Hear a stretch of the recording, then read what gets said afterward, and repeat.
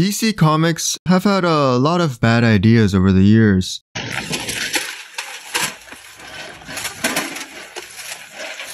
Having Jeph Loeb and Jim Lee return to Batman to do Hush 2 is definitely up there, even if it will sell like crazy. Batman Hush. If you know much about Batman, you probably know this story. It's one of the most popular storylines of all time that has been adapted into an animated movie and gets reprinted in every format every year. It's also frequently one of the first books that new readers will be recommended.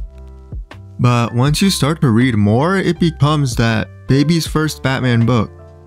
Jim Lee's art is amazing, yes, but it is also apparent that the story itself is an excuse for him to draw stuff he thought would be cool. Most of Batman's rogues gallery appears, and it has a fight between Batman and Superman, all happening within the main universe as well. It also features the first appearance of a returned Jason Todd, and the biggest modern showing of the romance between Batman and Catwoman.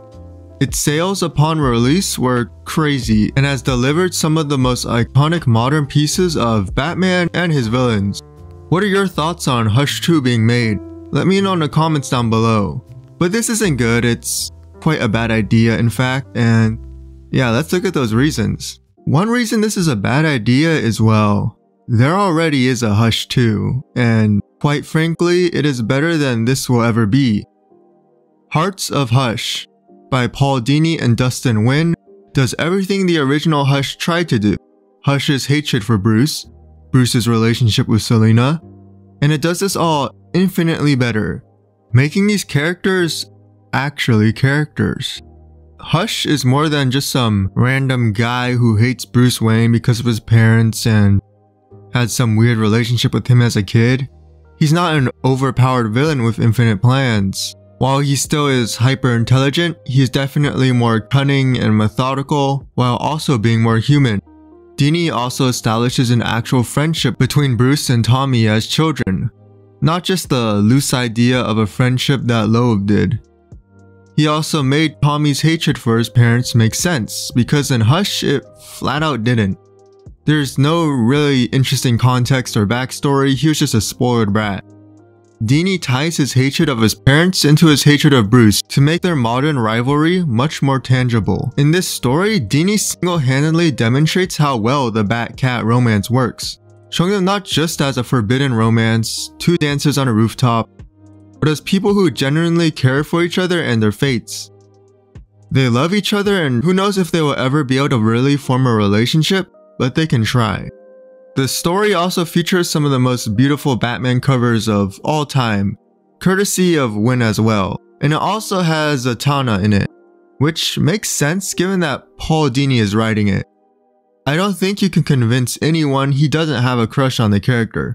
I mean, he was the one who wrote her first real solo series, and well, he's married to a real-life stage magician. So, you're not slick, Paul. The story does so much for the character of Hush though, actually using his surgeon background to do something threatening, in this case taking on the face of Bruce Wayne so he can impersonate him and ruin his reputation. It also creates an interesting plot point for the Bat family to later use when Batman was thought to have been killed by Darkseid. They could use his perfect Bruce face to make it seem like he was still alive since Tim Drake believed he was. And the climax of the story completely centers around Hush's background as a surgeon. What Dini does perfectly in all his Batman books, games, movies, shows is striking a tonal balance. He knows how to have the character be grounded, but push it towards fantasy and having light and darker moments. He knows how to use the Bat family when needed, and how to have a villain like the Joker, still a murderous psychopath, but also a funny guy. The book features Zatanna, like I said, a literal magician, along with members of the JLA and JSA. Yet that does not cause the characters in the story to feel any less real. It does not make the stakes feel less important or difficult to deal with. Moving on to some other reasons, Jeph Loeb is not that guy anymore. It's been years since he's written a truly great book, and in that time he has written some of the worst books out there, most notably Ultimatum and Ultimates 3, the books that pushed the original Ultimate Universe past the point of no return. These books featured the Wanda-Pietro relationship, the Blob eating Wasp, Ant-Man eating the Blob, and were just excessive and unfun gore fests. Just books with some of the most bizarre and cynical decisions seen in modern Big Two comics. The Ultimate Universe was not at its peak before Loeb came in, yes. But any chance of redemption was killed until Hickman would later come to create the Maker and make it somewhat salvageable. Loeb's son did pass away during this time, and that's horrible. His son would go on to be the inspiration behind Sam Alexander's name. But the days of the Long Halloween and Spider-Man Blue are behind him. He can't keep living off the nostalgia of the Long Halloween. It's also very stupid of DC to have him do a sequel to that. Well, The Dark Victory or Once in Rome were the one-shot as well. Loeb simply hasn't produced much worth reading as of late. Like I said, awful work on Ultimates, and the Sam Alexander Nova book didn't take off until Loeb left and Gary Duggan took over. He's also found himself in a couple of controversies surrounding his thoughts on Asian people, which makes it kind of bewildering Lee is willing to work with him.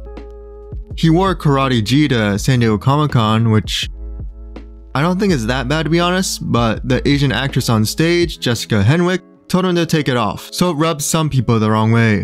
But the more concerning report was from Nabu's actor from Netflix's Daredevil, where he claims Loeb said nobody cares about Asian people, and thus they should cut back on his and Madame Gao's role. And while yes, they were arguably the weakest parts of the show, for obvious reasons, saying nobody cares about Asian people and then cutting back on parts is pretty bad. And it really does make the absence of Cassandra Cain from Hush a bit suspicious, when every other Bat Family member at the time was in that book. Like even Harold was in that book, and Harold never appears. Also, is this book even going to come out on time? Jim Lee said he's been working on it for a while, but he is notoriously slow. And he's been slow for a long time. People at DC didn't think he and Loeb would meet deadlines when the original Hush was being published. It's also partly the reason All-Star Batman and Robin has never been completed, besides the fact that it was universally despised. He lasted just 8 issues on Rebirth Suicide Squad and delayed Superman Unchained by 6 months. And now he's also the president of DC Comics, so he's got a ton of responsibilities besides art. I suppose they knew that, as they said that would be split into 2 6-issue arcs. So either way, this book is going to take a while to come out. There were rumors that the reason he was made president and given this book was because Marvel offered him a Monster Haul to come back and draw X-Men again. It might have been Wolverine Revenge, the series by Jonathan Hickman and another legendary modern Batman artist in Greg Capullo. How true is this? I don't know. I don't think very, because I'm sure not having to draw and still make tons of money is pretty nice. But it's food for thought, and we have to talk about the actual storyline this will be following up. Hush is the fast food of Batman comics. Sure, it might taste good at first, but after a while you realize there's so much that's better. There's cooler stuff out there. Hush itself was not a very good mystery. It perhaps was as bad of a mystery as it gets. New villain introduced. New guy who's never shown up before but is Bruce's childhood friend. I wonder who Hush could be. Sure, they had Joker kill him in one of the issues to throw people off the trail, and threw in Jason Todd as well. But Loeb has done this trick before. In the Long Halloween, Alberto Falcone faked his death to conceal the fact he was one of the holiday killers. And then the story ends with the twist being that Riddler was the one organizing everything, that he had discovered Batman's identity after going into a Lazarus pit, and he was this now refined super genius. And it does the Bat-Cat romance in a very flat way. They team up throughout the book, start to form some sort of relationship, but none of the dialogue really hits hard, and ultimately it's a pretty generic romance. Which is weird, because just another way in which Loeb has lost a step, because the way he wrote the relationship in The Long Halloween and Dark Victory is pretty good. But above all, is this really what the line needs? A nostalgia bait, cash grab story? The current team, Chip Zdarsky and Jorge Jimenez, are 2 of the best working in comics today. And while their Batman run hasn't been the most well received, they are at least newer talents and not people from 20 years ago. And in general, Jimenez's art is a lot more bombastic than Lee's, so losing him on the book will hurt. Zdarsky is known for writing a very good Daredevil run, which hasn't really translated to the Batman yet, but even then, it's better to take on new talent. DC is currently being spearheaded by the guy who wrote Kingdom Come 30 years ago. And that's just not healthy for a creative company. DC is in desperate need of new talent, and while some of the new talent has been middling, there are diamonds in the rough like Ram V out there for them to snag. Nostalgia bait is not good. It's been a big reason many recent superhero movies are becoming dumb and dumber, but has been a problem in comics for a while. Sometimes it works, like Geoff Johns' Silver Age nostalgia bringing back Hal Jordan, and sometimes it doesn't, like Geoff Johns' Silver Age nostalgia bringing back Barry Allen and sidelining Wally West for a decade. It also has been bleeding into a lot of mediocre events and crossovers, and is nothing more than cheap fan service. But now we're not just talking about a moment or two of nostalgia, but changing the entire mainline Batman book to be a nostalgia fest. It just doesn't make a whole lot of sense to do so. It's not like sales have seen a massive drop either. And while this new book will undoubtedly be massive, the biggest selling comic of all time also featured Jim Lee art, and what will probably be similar is that they will both be pretty mediocre. At the very least, Absolute Batman will be around so that there's still a different flavor out there. Someone is going to be on the book in between the Hush 2 storylines. Who that will be? Who knows, but there are likely going to be just a fill-in writer who will write an inconsequential arc.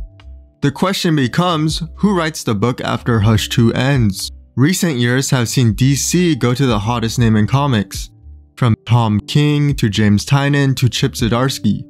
I don't know if he would do it or what he would bring, but someone like Daniel Warren Johnson could do something special. He's currently writing Transformers and has done some indies that feature some of the best modern art you'll see. Now I doubt he would be able to draw Batman, but his writing does not fall short of his art, so he would be a fun pick. I mentioned Ram V earlier, and he would also be great, but he just finished a run on Detective Comics that was one of my favorite modern Batman stories in a long time, and I doubt he would so quickly jump back into the world of Batman. But these are thoughts that won't matter for at least a year and a half, because now it is all about waiting to see if Hush 2 comes out on time, and if it's any good at all.